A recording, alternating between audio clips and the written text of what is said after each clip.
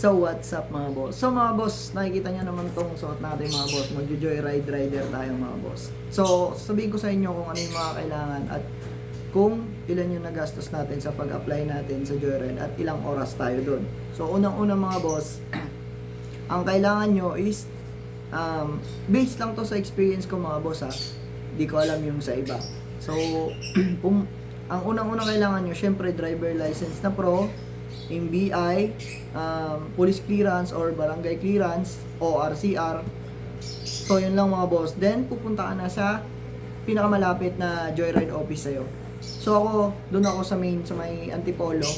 So dumating ako doon mga 9 bago mag 9 mga boss. Then may pipilapan kang form.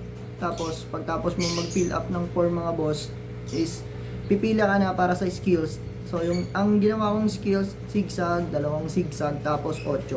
Ganun lang mga boss. Kung nagkamali ka is papaulitin ka naman ulit ng nagbabantay.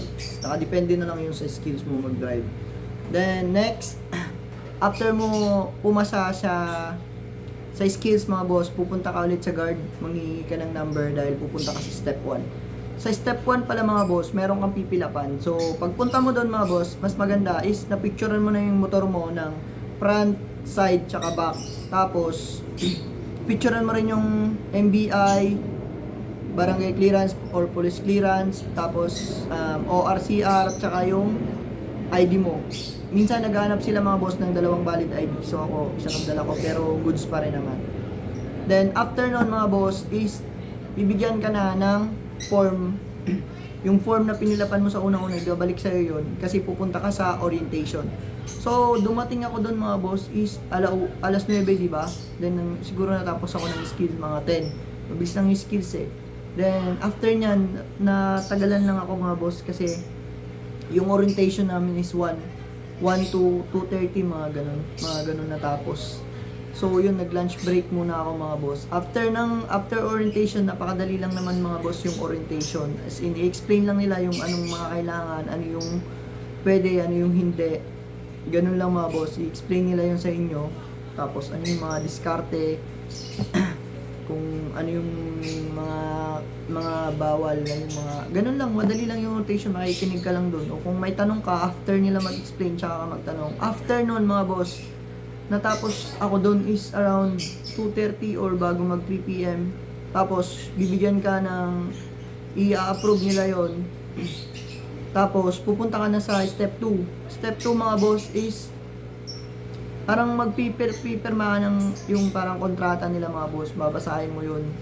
Tapos pipirmahan mo mga 3 pirma ata yun mga boss. Tapos after nun, depende rin sa rami kung ilan kayo mga boss. Kasi minsan pag marami kayo, yun nagtatagal yung pila. Kagaya nung sa amin, marami kami nagtatagal. So after nun mga boss ng step 2, pupunta ka ulit sa guard para kumuha ng number. Sasabihin mo sa guard, step 3 na po ako. So step 3, eto na mga boss ang ibibigay. Hindi pala ito ibibigay, binili ko pala itong mga boss. Ang libre lang pala mga boss ng joyride is itong cup nila mga boss.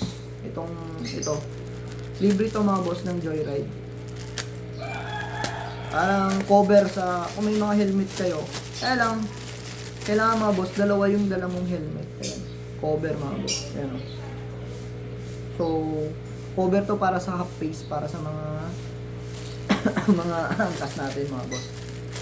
Ang free nila is itong jersey, tsaka itong joyride na para sa half face na Ito mga boss, ang bili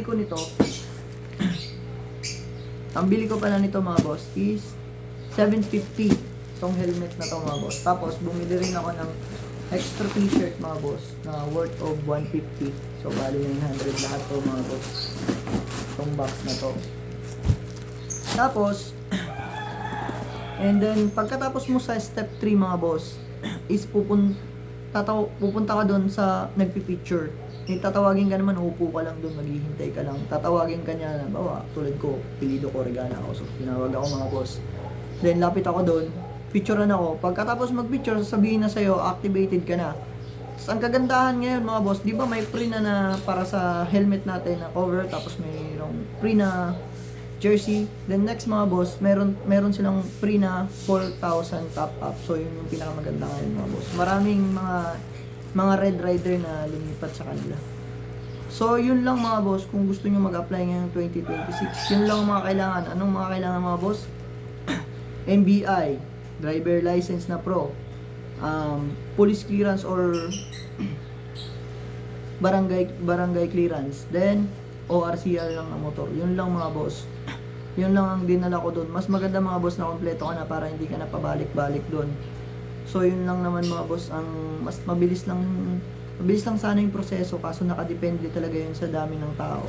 Tapos papakita ko mga boss yung binili kong helmet. Ito extra t-shirt mga boss. Ganito siya mga boss. Sira na kasi yung helmet ko eh. So ayun siya mga boss. Ano naman, bagong-bago. Tatanggalin ko pa lang yan mamaya kasi mamaya mag-ride tayo mga boss.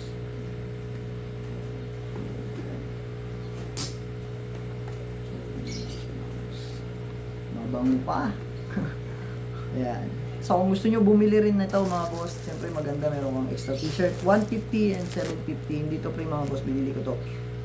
So ang nagastos ko lang mga boss nung nag-apply ako sa Lala Movies, around 900 lang mga boss. Kasi bumili nga ako nito. Pero kung di ka bibili, kunin mo lang tong jersey. Tapos ito, wala ka nang babayaran mga boss. Tapos, pwede ka nang magbiyahe ka siguro mag-wait ka lang ng 1 hour, 30 minutes, papasok na yung 4K top up mo for